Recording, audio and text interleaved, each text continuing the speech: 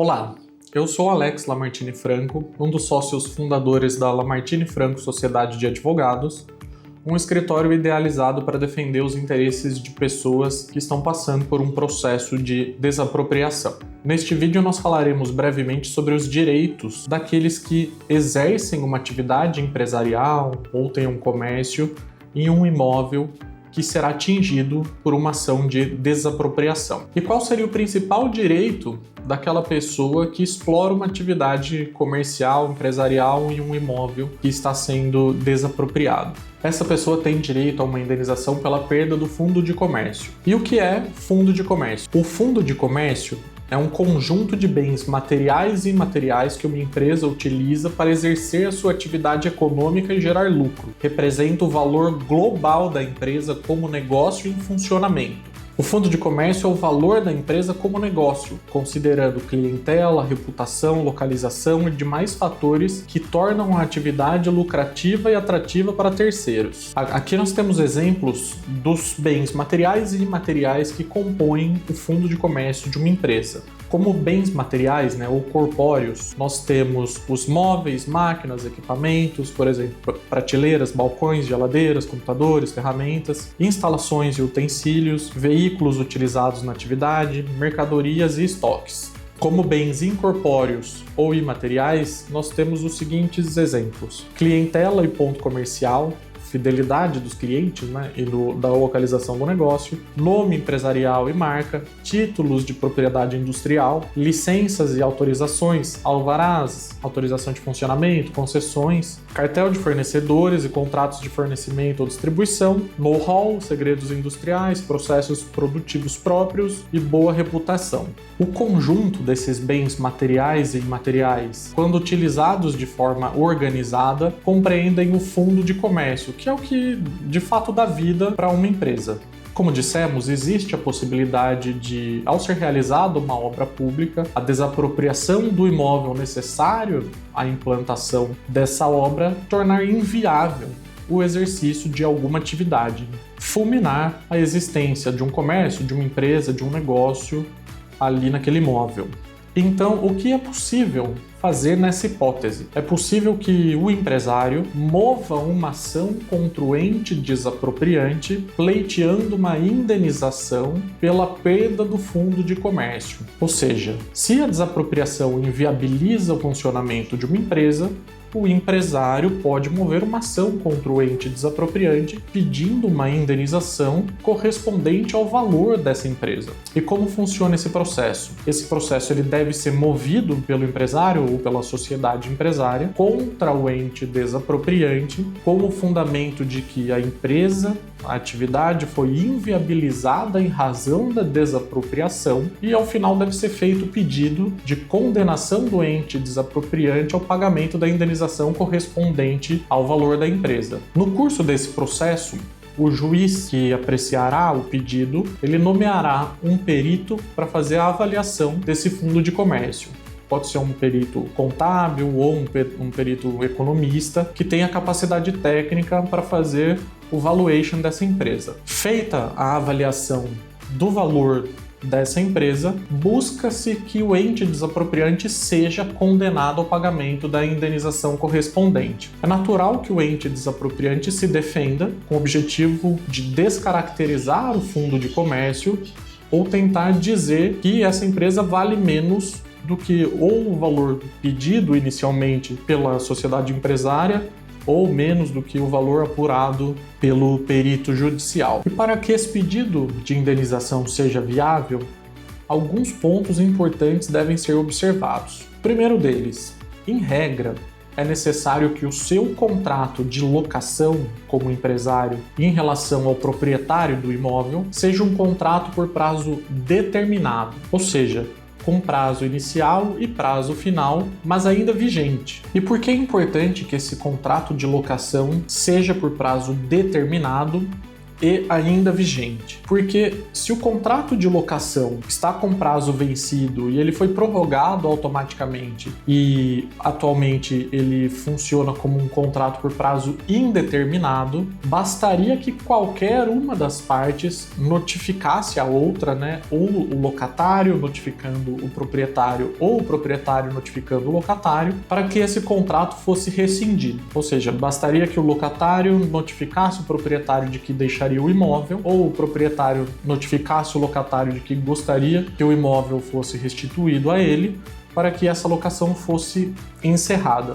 Isso é visto pelo judiciário como algo que torna a empresa, a atividade, o fundo de comércio, algo não seguro, né? Se essa locação poderia ser desfeita a qualquer momento, não existe garantia de que a atividade se prolongaria no tempo. E se a atividade não se prolonga no tempo, a empresa em si pode não ser indenizada. E por que a empresa pode não ser indenizada? Porque se ela poderia ser encerrada a qualquer momento, o Poder Judiciário entende que o ente desapropriante não precisa pagar por essa empresa. Então, o primeiro ponto importante é que haja um contrato de locação com prazo determinado ainda em curso. Perfeito? Outro ponto importante da ação de indenização pela perda de fundo de comércio é que a desapropriação do imóvel onde está instalada a atividade, de fato, faça com que a atividade se torne inviável naquela região. Porque se a sociedade empresária é instalada a poucos metros do local desapropriado, isso pode levar o judiciário a entender que o empresário manteve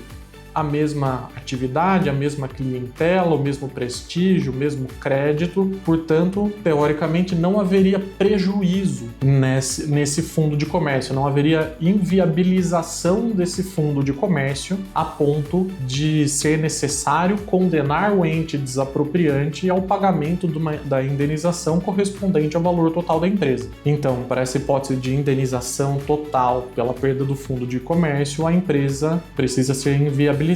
Em menor grau, caso a mudança do ponto comercial de um endereço para outro próximo dá causa a uma diminuição do faturamento, uma diminuição do lucro, ainda existe a possibilidade de ser movida uma ação indenizatória, mas neste caso apenas para ser compensada, para ser indenizada essa desvalorização do lucro, essa desvalorização da empresa, esse prejuízo pontual. Ainda nesse sentido, é possível incluir nos pedidos da ação de indenização pela perda do fundo de comércio um pedido para que a sociedade empresária seja indenizada pelos custos que ela teve com as rescisões dos funcionários, porque se o imóvel em que a empresa estava instalada não fosse desapropriado, essa empresa continuaria funcionando e não seria necessário que fossem feitas essas rescisões. Então, há precedentes no Tribunal de Justiça de São Paulo que admitem a indenização dessas verbas rescisórias que são pagas aos funcionários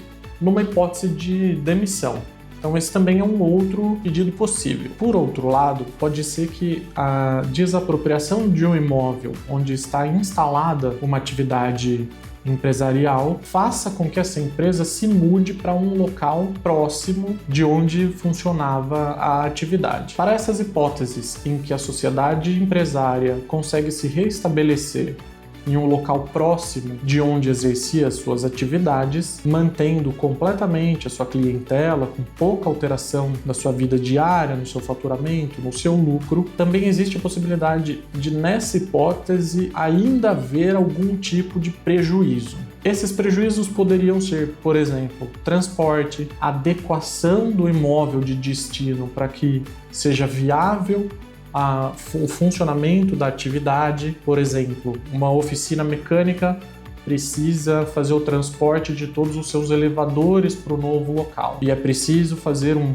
piso especial para receber os veículos. Ou um exemplo que nós temos na Rua Ribeirão Claro, de uma pessoa com quem conversamos que tem um salão de cabeleireiros. Nessa hipótese, ela precisará fazer no imóvel de destino um novo banheiro no pavimento em que o salão de cabeleireiro vai funcionar. Então isso seria um prejuízo decorrente da desapropriação, porém indireto. Nesses casos em que há algum prejuízo ainda decorrente da desapropriação, porém sem a extinção da atividade empresarial, é possível solicitar a indenização, uma compensação correspondente ao valor destes prejuízos também, com o mesmo fundamento que seria utilizado para a ação de indenização pela perda do fundo de comércio. Então, nessas hipóteses, a sociedade empresária move uma ação contra o ente desapropriante, pleiteia uma indenização correspondente ao custo que ele teve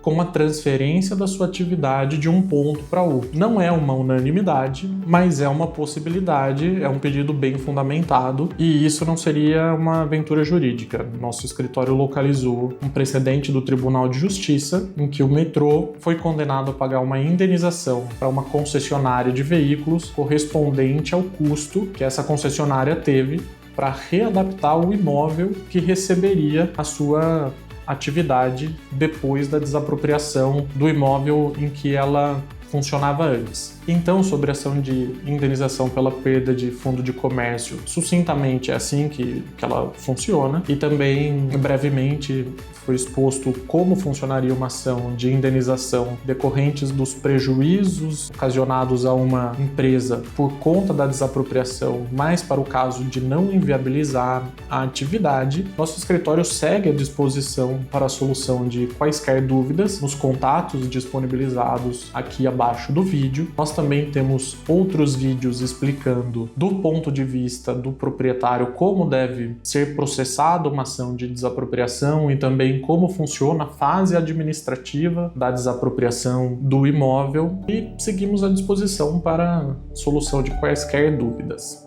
Um abraço.